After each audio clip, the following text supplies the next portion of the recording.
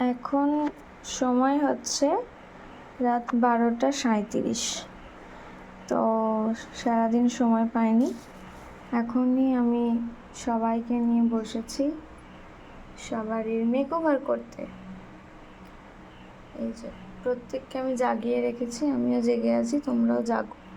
সাজুগুজু করতে গেলে একটু জাগতে হবে। তো এই রাত্রেবেলায় আমি বসেছি। তো চলো সবাইকে রেডি করে নিই, দেন আমি তোমাদের দেখাচ্ছি এবং তোমরা জানিও কেমন হয়েছে।